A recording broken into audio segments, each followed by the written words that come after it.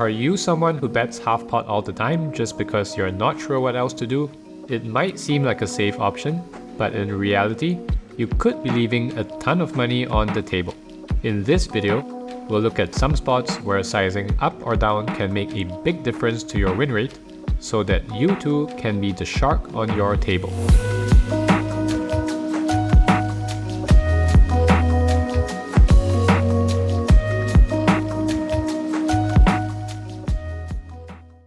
When it comes to overbetting, the number one rule is to only do it when villain is capped. The last thing you want to do is to be bombing it into a range full of straights and flushes, because not only do we lose a huge pot against these hands, we also lose a lot of value against the hands that we beat. And that's because the more nut hands villain has, the more bluff catchers they can fold without overfolding. So the best spots to overbet are really those where our opponent has almost zero nut hands, because then it also means that he has to pay us off with a ton of weak bluff catchers. As for how we can identify if our opponent's range is capped, that really comes down to a combination of the action and the runout. So whenever our opponent takes a passive action like check calling or checking behind, it really makes it much less likely that he has a very strong hand, because all of his nut hands are going to want to be betting or raising to build the pot. So whenever our opponent fails to do that, then it's much more likely that he has some kind of weak bluff catcher that's just trying to get to showdown. And when you combine that with a blank runout, meaning nothing really changes on the next card, then that's the perfect situation to be overbetting and putting a ton of pressure on our opponent's bluff catchers. For example, on this king high board, button versus big blind, let's imagine if we make a small c-bet in position and big blind responds by just calling. So now we have the first criteria, which is our opponent taking a passive action. If he did have something like a two pair or set, then these hands would be raising most of the time, right? They're very strong, they want to be building a big pot. So the fact that our opponent didn't raise takes away a lot of these hands from his range. And you can see most of the calling range is really just weak bluff catchers, right? There's a lot of stuff like second pair, third pair, hands like weak top pairs that just want to get to showdown. And if we combine that with a blank turn, so on the deuce of clubs, for example, it's not a turn that really changes much. Big blind will, of course, hit some new strong hands like king deuce and pocket deuces, but these hands are really not that big of a part of our opponent's range. And even if we add them up with all of the previously slow played, hands like king 8 and 10-8, it still barely makes up 4% of the big blind's range.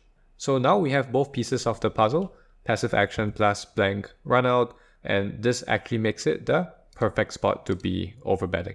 You can see the only size that button uses here is the 1.3x pot overbet. So let's take a look at big blind's response in order to better understand why the overbet is so effective. Here you can see big blind is continuing all of his top pair. He's also calling with most of his second pair, and there's even a little bit of 8x and deuce x that's calling as well.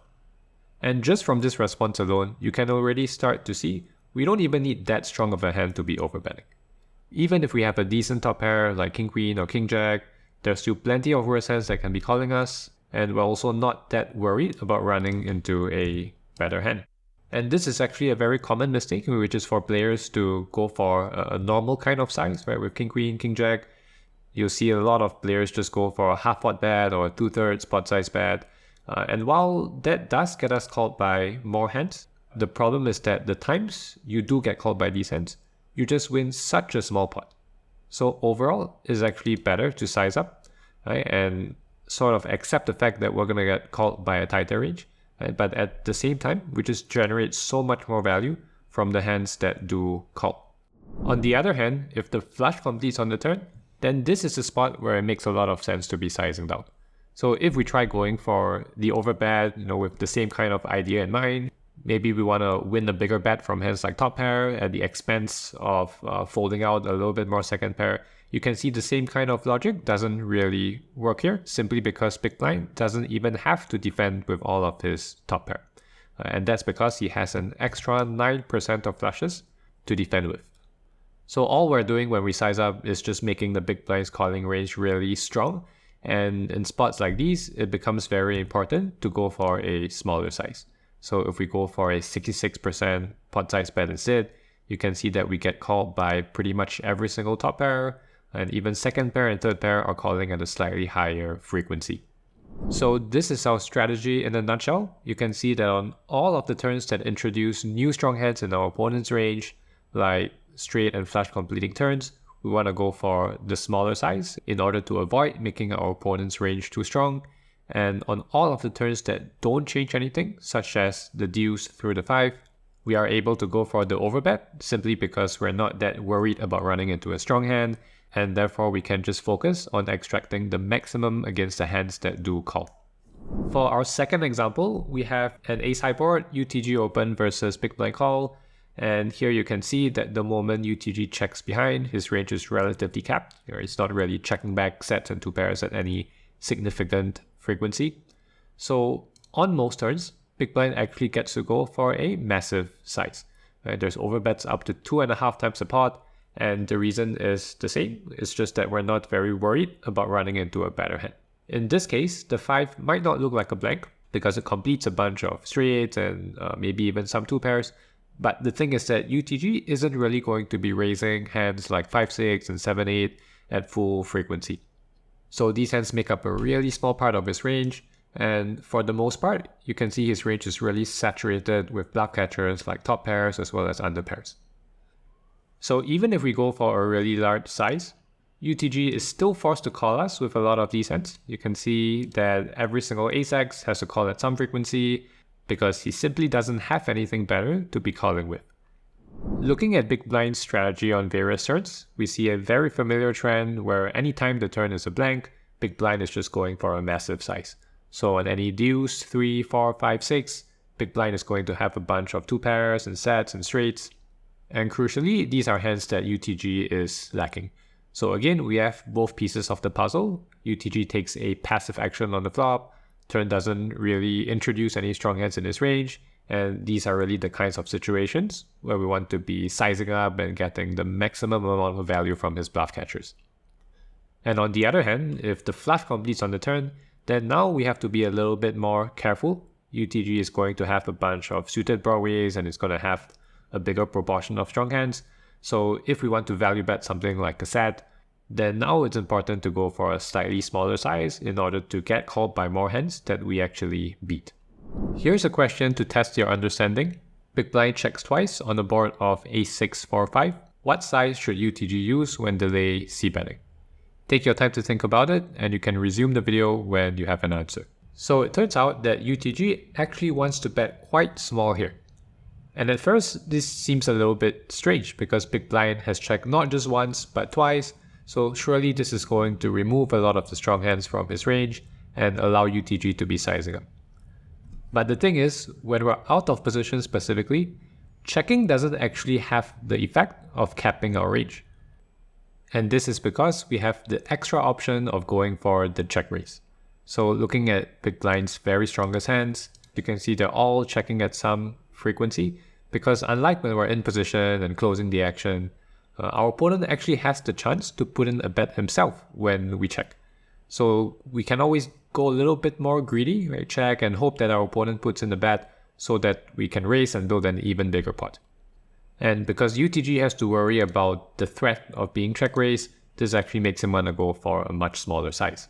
So the same formula still applies. We always want to look out for passive actions plus blank runout. But in this case, we just have to be a little bit more aware that checking is considered a passive action when we're in position, but is not necessarily one when we are out of position, right? Simply because out of position has the extra option of check raising his very strongest hands. So now that we know when to overbet, let's talk about when we might want to use a smaller size, like a third or a quarter of the pot. Typically, we want to bet small when we have lots of marginal hands that are interested in betting. And there can be many different reasons why it could be important to bet them, but the one that we see the most often is protection. For example, on most paired boards, the aggressor tends to go for quite a small c-bet. So for button versus big blind on a flop of 7-7-4, if you look at the composition of button's range, you can see that it's quite weighted towards marginal hands, right? There's a lot of hands that have between 60 to 70% equity, and crucially, these hands have quite a bit of incentive to be betting. So just imagine if we have a hand like ace king or ace queen, and let's say we make a small bet of 33% pot. Look at all of the worst ace highs and king highs that we can get value from. And at the same time, we also fold out plenty of hands that have 6 outs against us. So with ace king, if you make a small bet and you fold out jack 10 and jack 9, that's actually a pretty good result because you're denying your opponent his 25% equity share. So whenever we have these two components, right, if we have some component of thin value and we have some component of equity denial, right, that's usually sufficient reason to be betting our hand. But of course, with ace king or ace queen, we don't really want to go that large. Just imagine if we were to go 75% pot. Right? Now, when you look at big blind's range, it's going to become much tighter. Right now, we're starting to lose value against all of these worse king highs, or even ace high is starting to fold sometimes. And while we still deny a fair bit of equity, it's no longer enough to justify betting. And basically, if you want to bet a hand like ace king, or if you want to bet a hand like 4x, you're just forced to use a small size. And that's really what's driving this 33% bet size that we see here. On the other hand, if our range lacks marginal hands, or perhaps the marginal hands that we do have are not very interested in betting, then it wouldn't make sense to use a small size. So for example, imagine if we c-bet the same flop of 7-7-4, the big blind calls, and now we get an ace on the turn.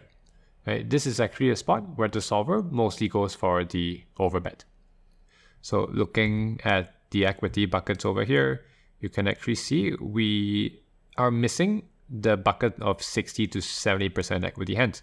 And that's because in this kind of situation, if you have an ace or better, then you're going to have more than 70% equity. And on the other hand, if you don't have an ace, so let's say if we have kings, queens, and jacks, then these hands only have 50-something% equity.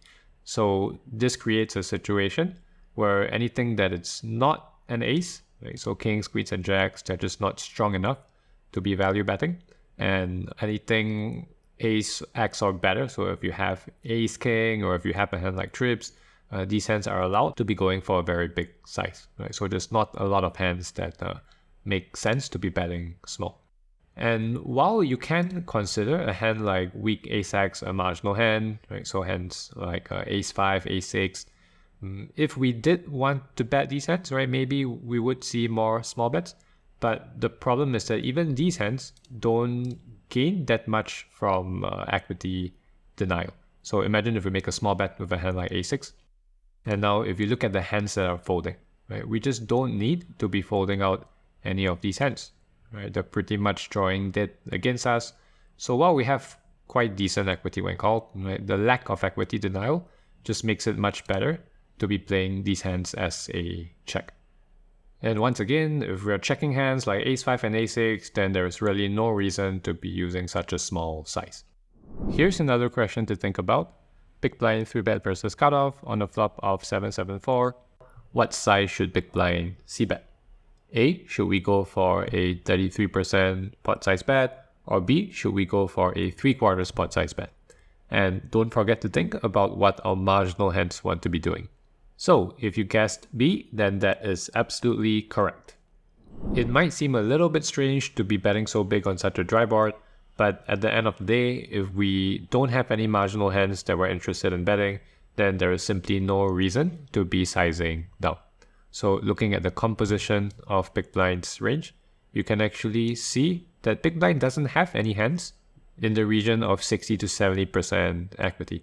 And that's because if you think about the kind of range that he's 3-betting, we're either 3-betting some kind of big overpair. We even have a bunch of 7-8 and 6-7 that has hit trips. And all of these hands are strong enough to go for a large size. So it's not like the previous example where it was button versus big blind in a single raise pot. Button's going to have hands like 4x, right? Hands like small pocket pairs that want to bet for protection. And big blind doesn't really have that many of these hands. And because of that, it really makes more sense to be using a slightly larger size that is consistent with how polarized our range is. Another key difference has to do with how much equity a hand like ace-king has. Previously, in the single raise pot, ace-king was quite clearly a marginal hand. We were able to make a small bet, get plenty of thin value, and deny a bunch of equity at the same time. Right? But here in the 3-bet pot, cutoff's range is much stronger after calling our 3-bet, and you can see this reflected in the equity of our hand as well. Ace-King only has 53% equity, so it's not really able to make the same kind of small bet and get called by that many worse hands. Most of the stuff that calls either beats us or has a lot of equity against us, and it's not like in a single raise pot where our opponent has a ton of ace-x offsuit that we can get plenty of thin value from. And as a result, Ace-King is really betting as a bluff on the flop. Instead of trying to go for a small bet, it makes a lot more sense to size up, hopefully fold out some pocket pairs, or if not on the flop, then on a later street. But at the end of the day, bluffs are really not that particular about bet sizing, right? They're really just there to make sure that our value hands get paid. And in this case, if our value region wants to go for a large size, then that's what Ace-King and all of our other bluffs are going to do as well. If you enjoyed this video, don't forget to leave a like, and you can also check out my channel, Poker Giraffe, for more strategy content.